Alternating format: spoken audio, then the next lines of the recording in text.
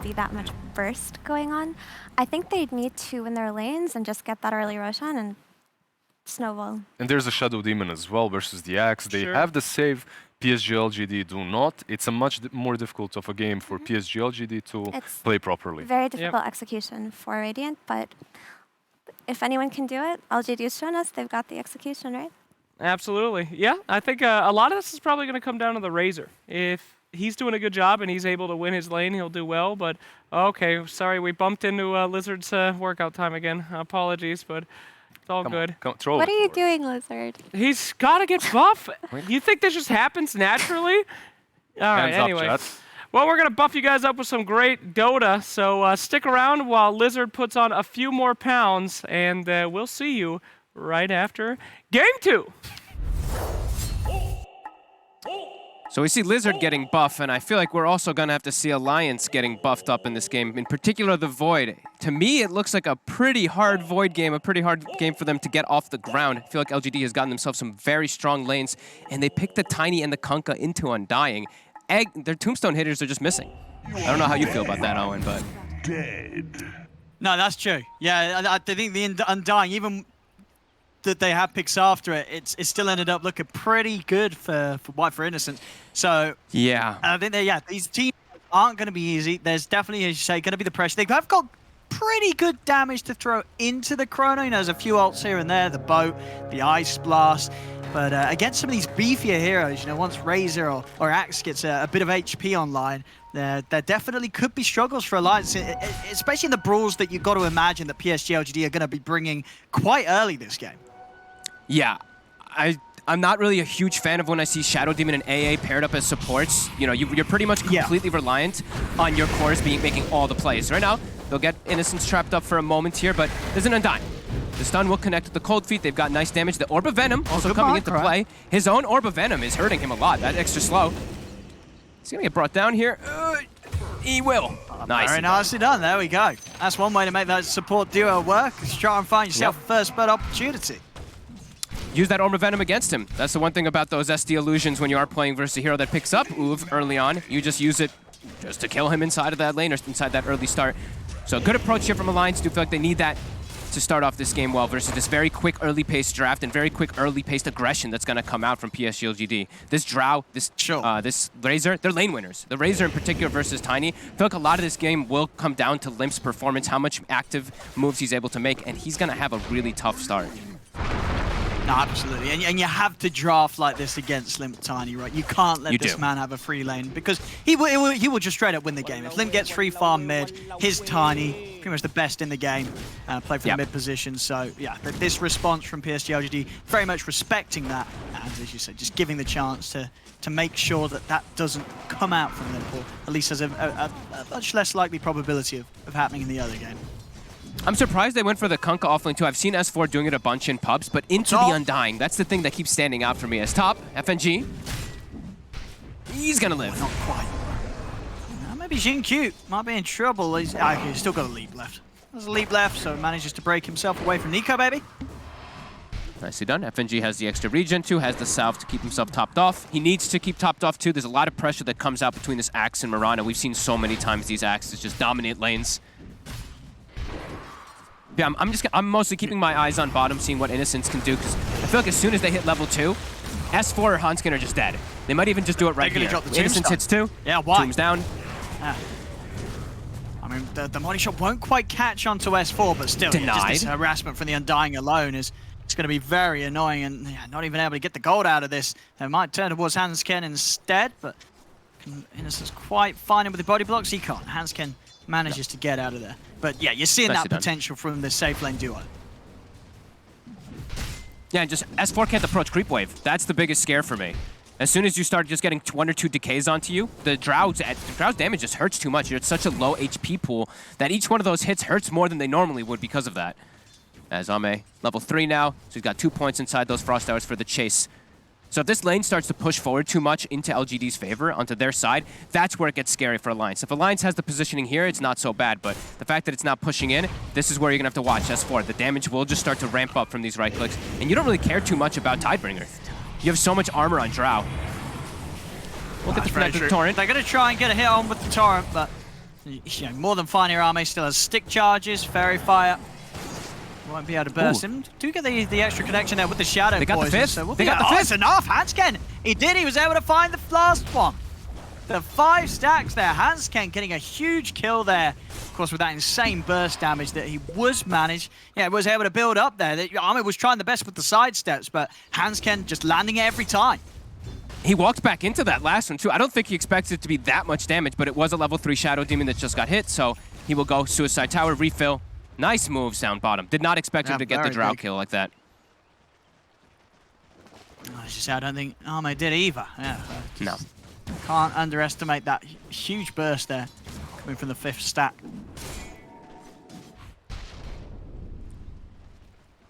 Mid lane, still not doing so bad, Limp. I think he's doing pretty decent considering the matchup versus a Razor.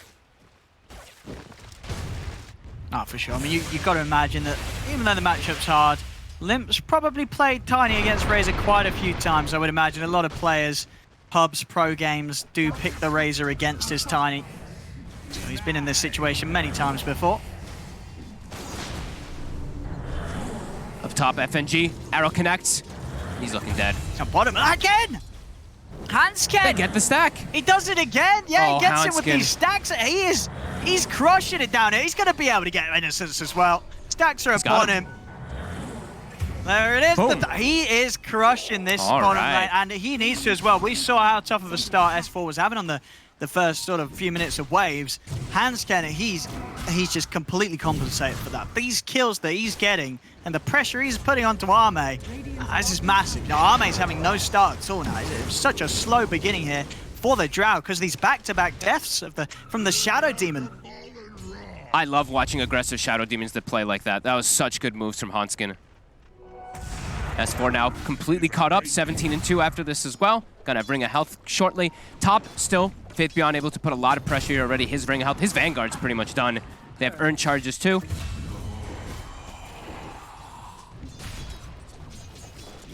Now with these deaths on PSG.LGD, it's no longer as easy as it was, to sort of play as aggressive as the two want to. Yeah, Ame's now level 3. Undying is higher level than him, and S4 is about to hit level 5. So that entire lane that was looking really strong for the Drow, just completely gone because of Hansken's play. And he's even going back and stacking now. Yeah, Hansken's on fire right now. 4-1, all 4 kills going for him.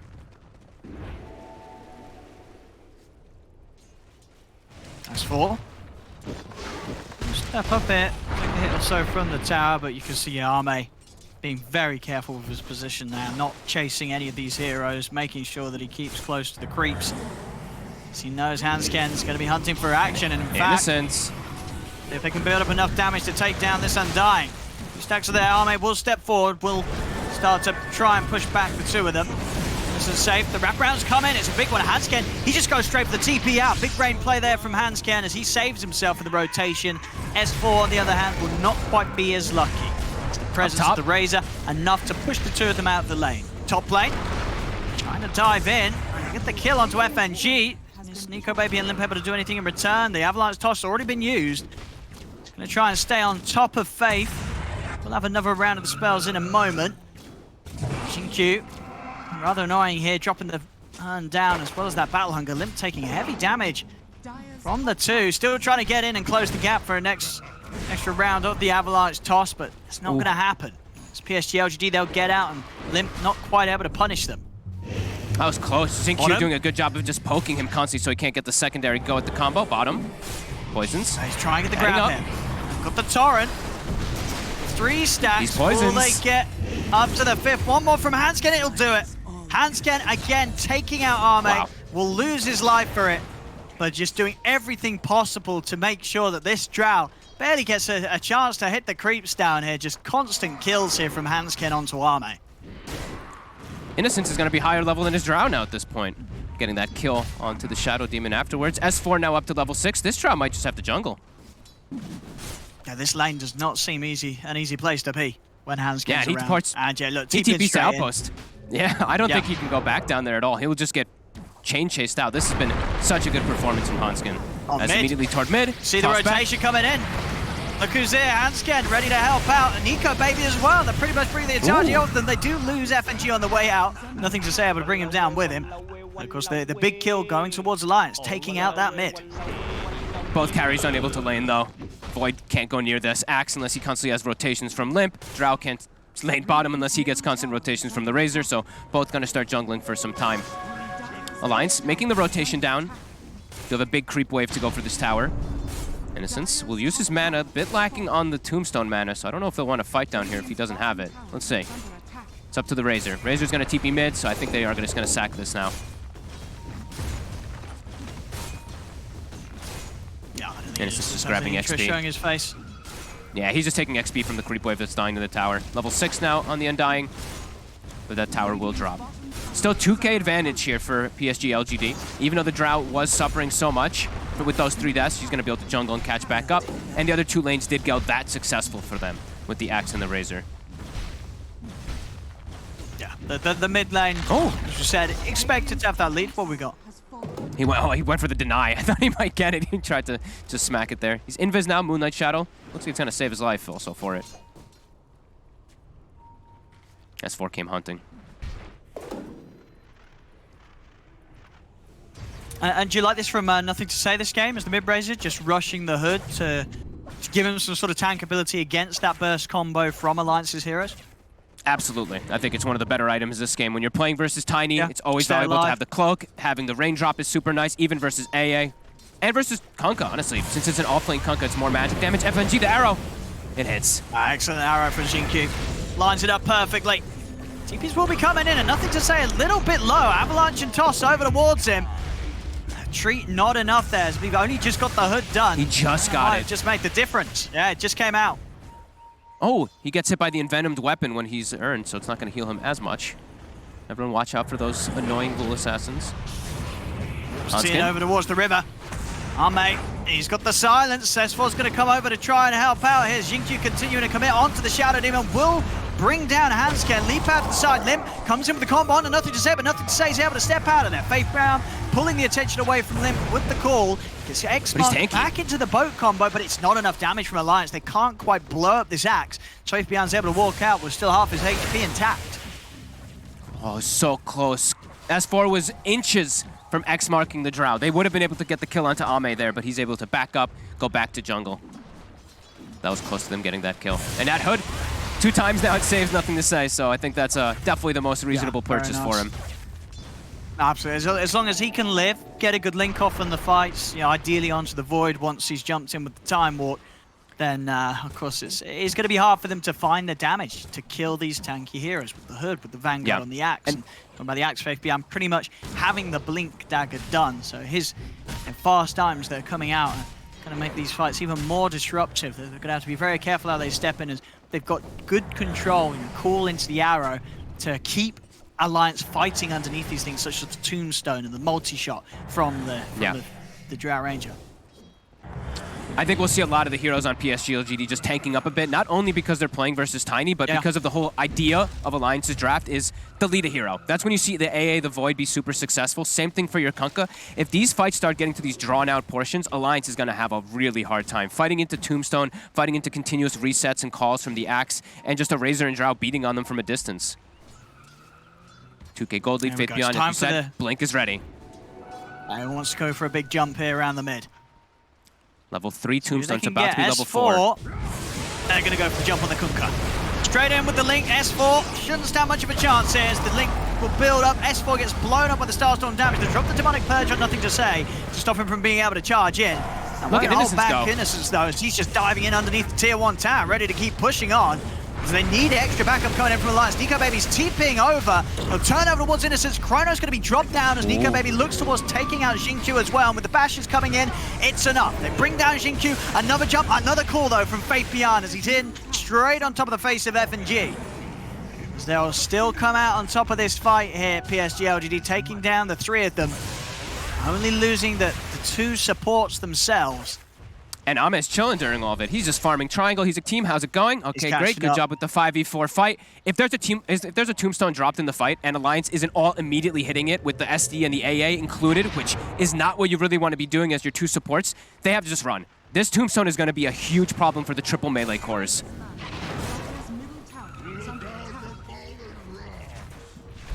Oh, Innocence. Innocence. And he's going to walk into pretty much the entirety of Alliance there now. With the Demonic Purge into the Ice Blast, they're going to have to set up onto Nothing to Say. AniMajor trying to push them back with the slow of the multi-shot. Faith_bian's making his way over. The X marks there from S4, dragging Nothing to Say back. He'll get the link up, but he tossed underneath the tower. Nothing to Say. He's got the movement speed, though, to get away from it all.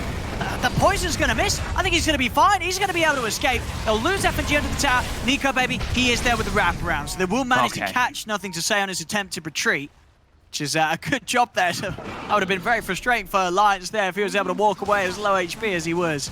As nearly making it out from the complete combo they dropped on him. That's a good way to start the fight too, right? And the Undying walks out of position, kill him before Tombstone is able to get dropped down, then you can win the fight, even without Chronosphere. Yeah. And a great, typical contribution from your carry, just walking in and, one attack, getting a kill.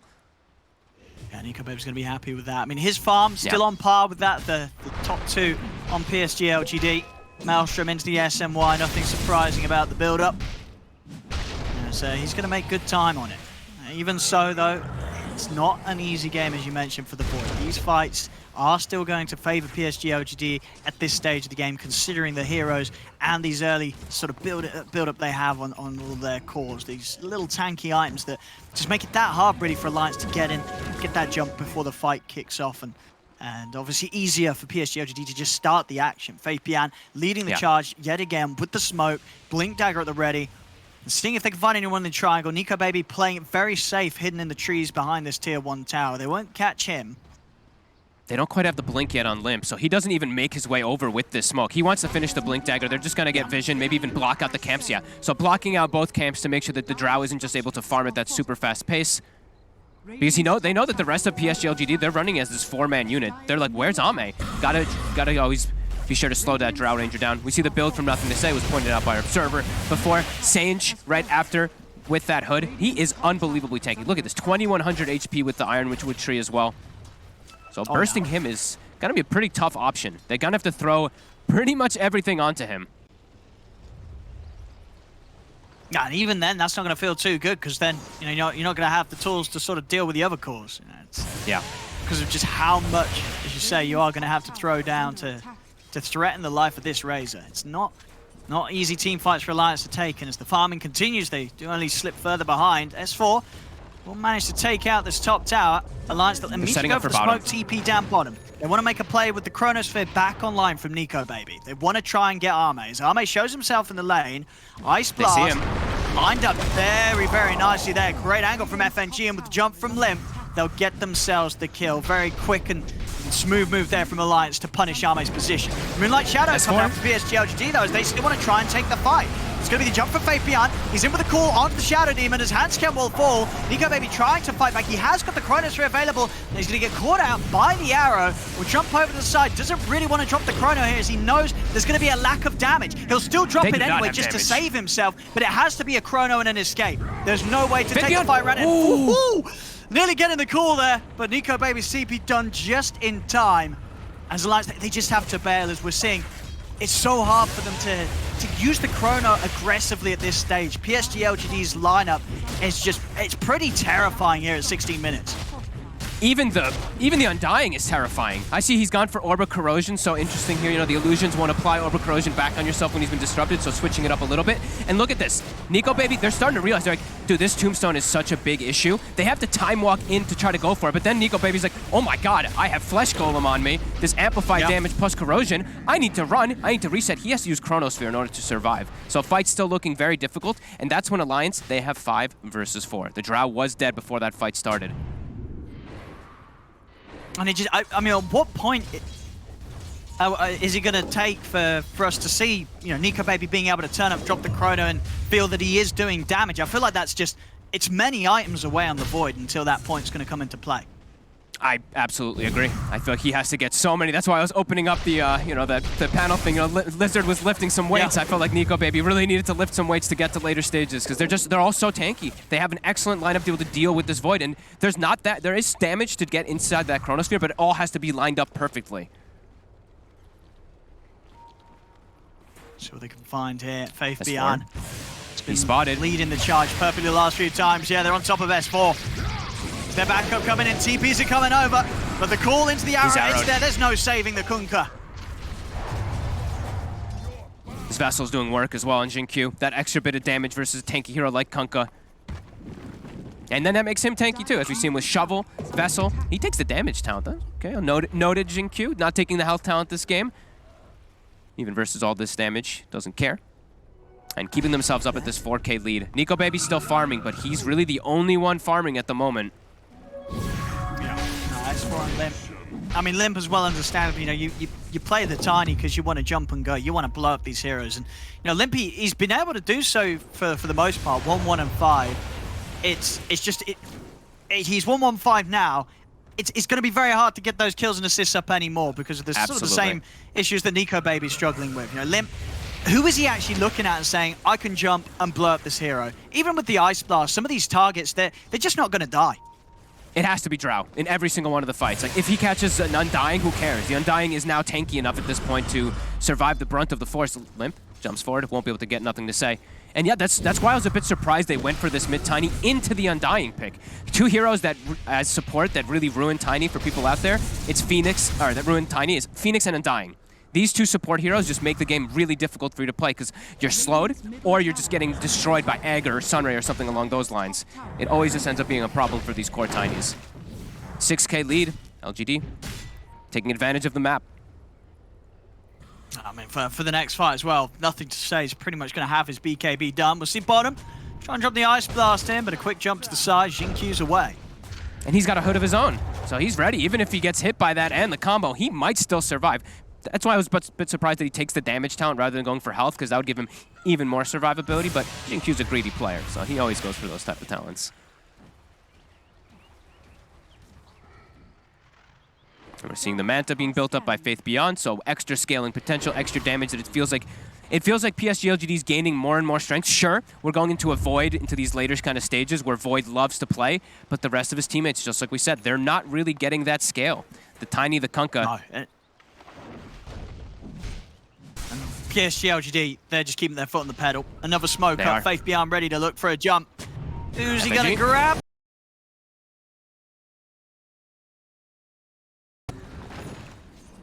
And Hanskin, is he gonna show his face? Ooh. Yeah, they don't know he's here. He should be fine. He's getting good farm on Hanskin, didn't really point that out. The Aether Lens plus the point booster, he's got Philosopher's Stone, so going straight for that Ags. Could be decent. Nothing amazing to break, though. Can they blow up the Axe? They've got the three of them. Blast. I don't think so without AA Blast. Let's see. They're going to try. The boat coming down, but the backup's coming in, and indeed it's not quite enough. Faith Beyond, he's just going to TP out right in front of them, but Limp does have toss available, so we'll put a stop to that. They will manage to kill off Faith Beyond. See if they lose any heroes for this, though. As S4, he'll be chased down by Innocence, Jin-Q, and nothing to say as S4 can't get out. But they do get the kill. They are able to take him down. They'll get an off lane for an off lane, and whilst behind, that's a trade that Alliance will take. God bless that Arcane Rune for Limp. If they didn't have that Arcane Rune, he's going to finish that TP right in front of them. As top, Nico Baby will be okay. Do at least get the kill. Slow down Faith Beyond a little bit, but again, losing their Kunkka. Still that 6K difference. Meanwhile, we've got Limp getting online after the blink. Okay, the Echo Saber's done, so yep, a bit of a step up there to the burst damage that he will have to offer when he makes that jump. Not bad, not bad. Hanskin also up to 1,600 gold after point boost. He's gonna have an early Aghanims. That's gonna be nice, at least to maybe not to break anything in particular. Sure, versus like Storm Surge and something like that could be decent, but it's more just to hold these heroes in place and just extra little bits of damage where I feel like Alliance is gonna need. A Blast to scout the Roche. A bit worried about Ame sneaking his way in there. Ame quietly catching back up in farm too. 0, 4, and 5, but he's almost tied with the Void in net worth. And now they will sneak their way into the pit. They know AA Blast is down. Alliance won't make it in time. And I don't know if they want to fight in that area either. That just gives Tombstone the best position. Yeah, Tombstone is way too hard to fight into this stage without a real way to kill it properly. Only the two supports really can't do that. So yeah, I think they just give it up. There we have it. Arme, as you said, the target that they may have the possibility to burst is now going to have 2 lives ready for that next team fight. So making the focus of Alliance much more difficult in terms of target priority. Feels like it's going to be NicoBaby versus the world. NicoBaby and Hanskin versus the world in particular. Since Hanskin, yeah, he's nearly got Ags done. He is quietly farming up on the side here. PSG.LGD, though, comfortably now going to go for a tier 2. Yeah, this is what we always love to see when there's a void in the game. We love to see the pressure on the big chronos. You know, that's what everyone's waiting for. Everyone's getting the popcorn out, ready for, you know, the incredible chronos or the incredible misses. And we'll see what NicoBaby pulls out, because as you say, it's got to be big. It's got to be some huge stuff here from the NicoBaby void this game. They're setting up for this. They want this fight. They got the tier 2 themselves top, instantly rotating over.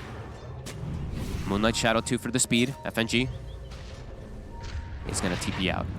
Nice next pickup for NicoBaby is going to be a pretty big one. The Scotty, not versus any huge kind of heals. Sure, Soul Rip is one of the bigger ones, but versus 2 ranged carries. That could be really nice, just the increased threat that it does do versus ranged. But PSG.LGD, they TP bottom, force them away from the tier 2, and they immediately smoke. They see NicoBaby for a second, they want him. Ame's still in the area.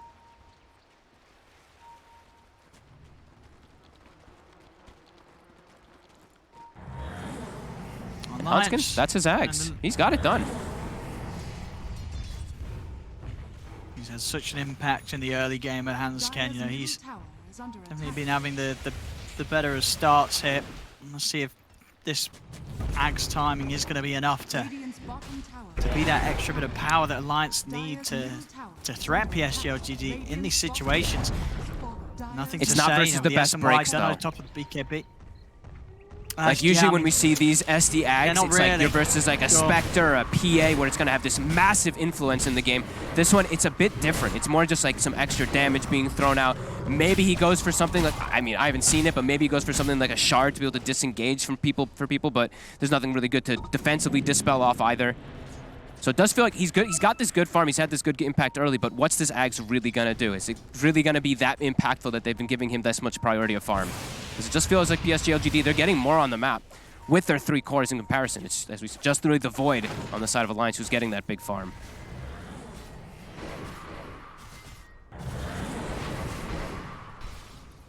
I'll be interested to see what NicoBaby feels that he needs to get next after the Skadi. It's not a game where... I think he can skip BKB, right? I don't think you need to buy the BKB this game. There's too many things that go through it. And you've got to go... He has to go for more. I agree, 100%. So I guess, you know, it's probably going to be MKB or Butterfly. And they're losing all their vision. I think MKB would probably be the likely one, yeah. And they're losing all their vision. I'm watching Innocence. They buy... This is a common thing we've seen in China when they get these early pace drafts. They buy an early gem. I really don't see any other region doing that still. And they're utilizing it perfectly here. There's only 1 ward on the map now for Alliance. Bottom. Limp. Hanskin will be able to kite, nothing to say back, but he's in with the BKB and Fate Beyond, he's in with the jump. Gets the grab onto Hanskin. The tombstone is going to be dropped down. NicoBaby and S4, they've got to get out of it. They've got to run. Limp's going to stay hidden in the trees. And S4 being chased, slowed down by the zombies. And also FNG, he steps in range of Arme. They're going to drop the chrono. Will catch, nothing to say, over towards the side. And that will be enough to kill off the red. He's going to lose his life for it. I mean, they get a core with the chrono, but it's just not enough. 4 heroes dead on Alliance.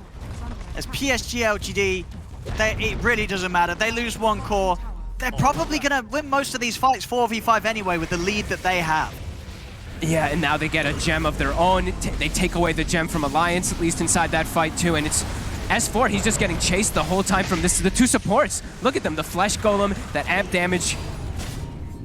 And it's just a clean up there from PSG.LGD. The Drow getting no attention on her whatsoever. Ame finally gets some relief, gets the top net worth in the board, and onto the high ground. No Chronosphere. How does Alliance fight back?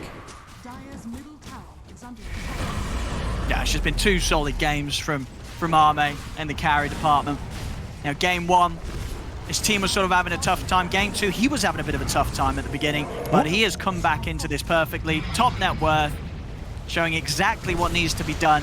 Even when you do have these laning situations where he was dying, you know, back-to-back deaths in lane, a complete recovery here from Arme. His team knows how to enable him so well. They're just running around his 4, making constant plays. The Razor, we see nothing to say, just like last time. He's like the sacrifice a bit here. Sure, he's only got 3 deaths this time around, but just like Puck, he just runs in, tanks the brunt of the action, and then the Drow has freedom because there's no spells really up left from the side of Alliance. 12k gold lead now, feeling almost impossible for Alliance to fight back. Like you said, needing a massive chrono, but there's so many different elements now that they can't really go through. The BKB, the pipe, there's so many different tanky methods for PSG.LGD to survive through. Faith_Beyond has 2,800 HP. He's still hanging on to a chip vest. If he had a bigger item, he'd be even stronger. And Alliance, they're trying to see if they can maybe catch someone alone. But FNG, he's going to end up walking into a Razor. The rest of Alliance have to scatter back to base. LGD too good. Baby's nearly got the Skadi. He is queuing up the Satanic, so feeling that he wants to continue to build up for survivability. I mean, you know, without that, it's such a tough position because honestly, what does he buy to try and rectify this game? He needs so many items.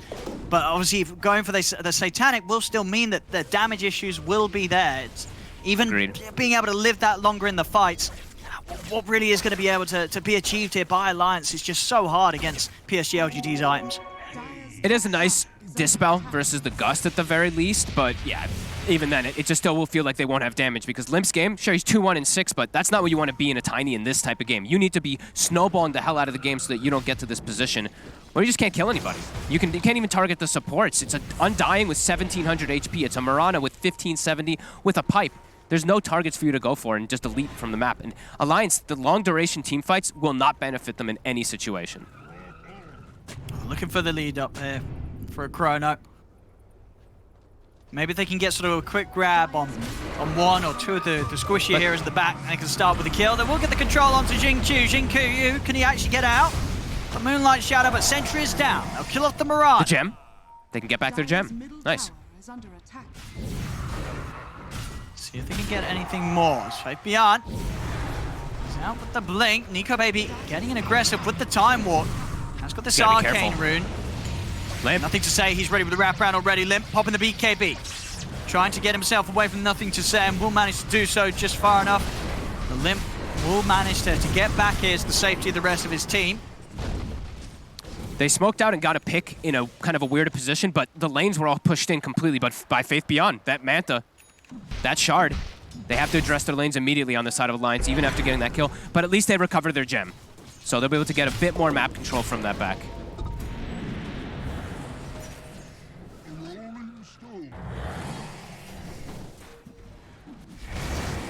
A 15k lead though. It's a tough one here for Alliance. Does not feel like that changed the state of the game much at all. PSG.LGD smoked up, ready for the next fight. They're just hunting. They're not afraid of this at all from Alliance. Xingqiu's just going to jump up to the high ground. Yep, get the vision, they're in with the call. The disruption will come out. Brown's going to try and keep S4 safe, but Hanska just gets run down by Nothing to Say, committing him with the BKB, turns over, takes out S4 as well. FNG's going for the TP out, they've got the call back up. There's no escape for FNG. 3 kills straight up for PSG.LGD. They're heading straight down the mid lane. They've got the creeps pushing in. If they want to, they can look to start poking at the base of Alliance, and with 3 heroes dead, Alliance may have to consider coming in with some buybacks or just letting this mid-rack go. They can't fight. NicoBaby changes up the item build, but I don't think he's going to get a chance to get anything here as S4 is forced to buy back. They immediately retreat, and Roche is back up on the menu for them. Yeah.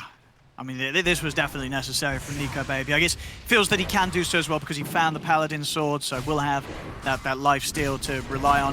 And yeah, needs something to amp up the damage. It's all resting on the shoulders of NicoBaby's potential to carry what is an immensely difficult game